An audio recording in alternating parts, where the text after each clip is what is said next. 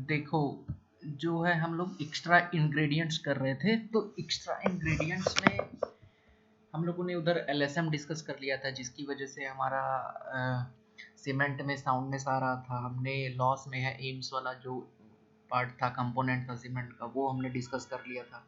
अभी extra ingredient में तुम बोलोगे कि सर इसमें इंग्रेडिएंट में आपने 6 ही बताया, 2 और हैं, जिप्सम भी ऐड किया जाता है, एल्कली भी ऐड किया जाता है।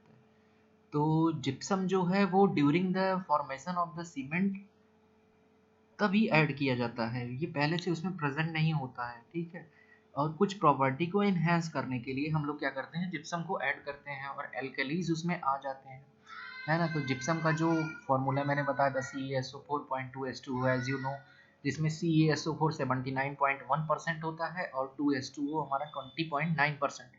जितनी भी चीज़ें मैं बता रहा हूँ सारी एग्जाम में आई हैं, ठीक है। और तुम्हारा सारा एग्जाम इससे कवर हो जाएगा, चाहे तुम बड़े लेवल का दो, चाहे तुम छोटे लेवल का दो, या फिर तुम सेमेस्टर एग्जाम लिखो, इसमें इंफॉर्मेशन तुमको पूरा मिले, है ना। और ये भी मैंने बताया था कि जिप्सम को अगर ऐड नहीं किया जाएगा तो सीमेंट हमारी 5 मिनट के अंदर जम जाती है, जिसे फ्लैश सेटिंग कहते हैं, यूपीएससी का क्वेश्चन है। और तुम्हारा जो जमने के लिए तुम्हारा रिस्पॉन्सिबल है वो हमारा C3A है, इनिशियल सेटिंग के लिए जो भी रिस्पॉन्सिबल है। तो जिप्सम क्या करता है, उससे जाके काउंटर करता है, उससे काउंटर एक्ट करता है और उसके फॉर्मेशन को रोकता है, ठीक है। और हमारे इनिशियल सेटिंग टाइम को क्या करता है, इंक्रीज कर देता है, ठीक। कभी कभी पूछता है कि जिप्सम कैसे वर्क करता है। जिप्सम एक रिटार्डर है, ठीक है, जो हमारे इनिशियल सेटिंग टाइम को बढ़ा देता है। जैसे हमारा सीमेंट अगर मान लो 5 मिनट में जम रहा था, तो उसको बढ़ा के उसने 30 मिनट कर दिया, है ना। तो वो टाइम को बढ़ा देता है, रिटार्डर है, रिएक्शन को स्लो कर देता है। जो 2 से 5% ऐड किया जाता है। एल्कलीज में जैसे हमारे पोटास हो गए, कुछ माइक्रो ऑर्गेनिज्म, कुछ तुम्हारा ऑर्गेनिक सब्सटेंस अगर आ जाता है उसमें, तो ये अनवांटेड होता है। हम चाहते नहीं कि एल्कलीज आए, लेकिन आ जाती हैं कुछ इम्प्योरिटीज सीमेंट में फॉर्मेशन के टाइम। तो ये एल्कलीज क्या करती हैं कि जो हमारा, जब हम सीमेंट का पेस्ट बना रहे हैं या फिर कंक्रीट फॉर्मेशन कर रहे हैं, तो ये क्या करती हैं कि जो हमारा स्ट्रक्चरल वाटर है, एल्कलीज क्या करती हैं, उसको एब्जॉर्ब कर लेती हैं, स्ट्रक्चरल वाटर को एब्जॉर्ब कर लेती हैं। और जब हम उसको लगा देते हैं अपने स्ट्रक्चर में, तो बाद में क्या करती हैं, वो उस जो वाटर को उन्होंने एब्जॉर्ब किया है उसको उस सरफेस पे उगल देती हैं। उसकी वजह से क्या होता है कि इफ्लोरोसेंस या फिर उस पे स्टेन, जो धब्बे होते हैं वो आ जाते हैं, वाइट कलर के और ग्रे कलर के पैचेस बन जाते हैं, जिसको हम लोग इफ्लोरोसेंस बोलते हैं।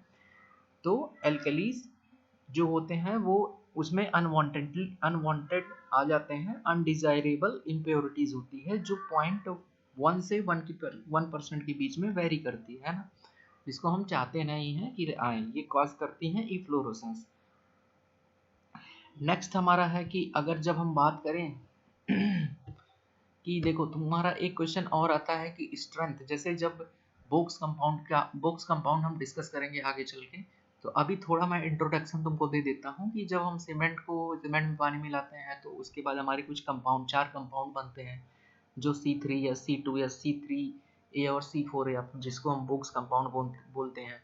इसमें हम लोग जो है, जो ली चैटेलियर का और बोरमैन का जो हमारा एलाइड, बिलाइड, फेलाइट और सिलाइड जो बनते हैं, उनके बारे में भी हम आगे चल के वीडियोस में डिस्कस करेंगे और देखेंगे कि क्या दोनों में सिमिलरिटीज़ हैं, जो बोक्स कंपाउंड में और ली चैटेलियर और बोरमैन के हमारा जो कंपाउंड बन रहा है ना। तो पहले हम देख लेते हैं कि जो क्वेश्चंस आते हैं वो कैसे आते हैं और आप कहाँ गलत कर देते हैं। तो स्ट्रेंथ का जब भी क्वेश्चन पूछता है कि कौन सा सीमेंट में कौन सा जो कंपाउंड है वो हमको ज़्यादा स्ट्रेंथ देता है, कौन सबसे पहले देता है, तो इसके लिए आपको ये ग्राफ याद रखना है। ये ग्राफ में देखो क्या दिखाया गया है कि ये 0 डेज है, इस पे मैंने डेज लिया है, इस पे मैंने कॉम्प्रेसिव स्ट्रेंथ लिया है। अगर कॉम्प्रेसिव स्ट्रेंथ की बात करें तो इनिशियली जब हम पानी मिलाते हैं, तो हमारा जो इनिशियल 24 आवर्स में जो हमको 24 आवर में जो हमको स्ट्रेंथ सबसे पहले देता है, वो हमको देता है C3S। देखो इनिशियल स्ट्रेंथ इसकी कुछ ना कुछ वैल्यू है इस पे, कॉम्प्रेसिव स्ट्रेंथ। इनिशियल स्ट्रेंथ हमको किसकी वजह से मिलती है, C3S की वजह से। बाकियों की वजह से, बाकी जो ये 3 बोक्स कंपाउंड है हमारे, इनकी वजह से देखो 0 डेज पे हमको इनिशियली कोई स्ट्रेंथ नहीं मिली है। C4AF की स्ट्रेंथ देखो, जैसे जैसे टाइम बीतता जा रहा है बहुत लेसर है। इधर हम इस एक्सिस पे स्ट्रेंथ देख सकते हैं। अगर C3A की स्ट्रेंथ देखो उसी के करस्पॉन्डिंग, तो ये भी बहुत कम है। अपने पूरा ये मान लो 365 दिन, एक साल है इधर हमारा, ठीक है। तो पूरे एक साल के अंदर में ये बहुत नीचे नीचे कर जा रहा है ना, तो स्ट्रेंथ बहुत ज़्यादा वाई एक्सिस पे जो स्ट्रेंथ लिए स्ट्रेंथ हमको बहुत ज़्यादा नहीं मिल रही है। लेकिन C2S की इनिशियली स्ट्रेंथ क्या होती है, इनिशियली स्ट्रेंथ उसकी 0 होती है, लेकिन धीरे धीरे धीरे धीरे over a period of time इसमें रिएक्शन होते जाते हैं और पूरा साल भर रिएक्शन चलता है और धीरे धीरे इसका अल्टीमेट स्ट्रेंथ C3S के अल्टीमेट स्ट्रेंथ के बराबर हो जाता है। यानी कि पूरी अल्टीमेट स्ट्रेंथ दोनों जाके यहाँ पे देखो कर्व जाके मिलने लगा है ना।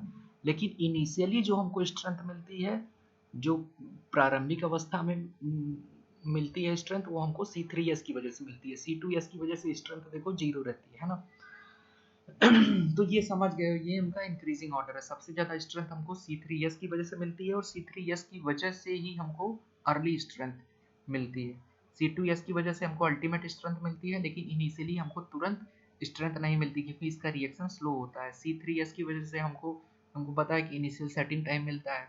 और C4AF हमारा क्या रहता है, वो हमारा क्या रहता है कि रिएक्ट जो है उसकी कोई प्रॉपर्टीज में इन्हेंस नहीं करता है इसमें, है ना, केवल हीट ऑफ हाइड्रेशन हमको ज़्यादा देता है। रेट ऑफ हाइड्रेशन की बात करें, जैसे तुमने सीमेंट मिलाया तो सबसे पहले हमारा जो सबसे ज़्यादा हमारा बनता है वो हमारा C4AF, सबसे पहले यही हमारा C4AF ही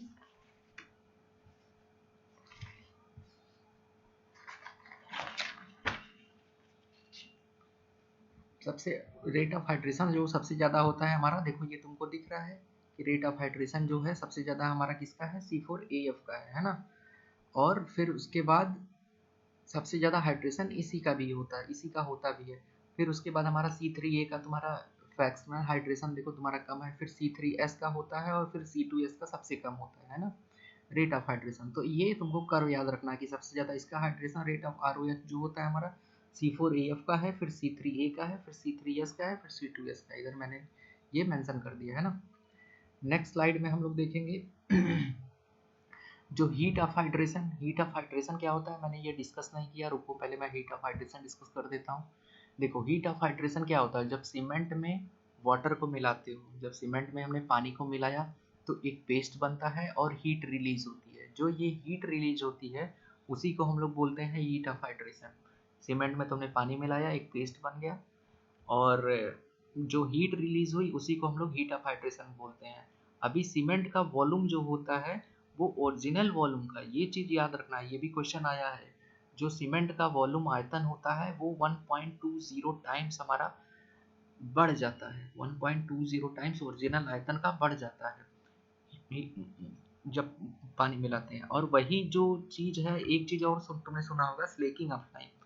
वहीं अगर हम पैरेलल देखें कि लाइम में जब हम पानी मिलाते हैं तो पेस्ट बनता ही बनता है, प्लस जो हीट रिलीज होती है उसको हम स्लेकिंग ऑफ द लाइम कहते हैं।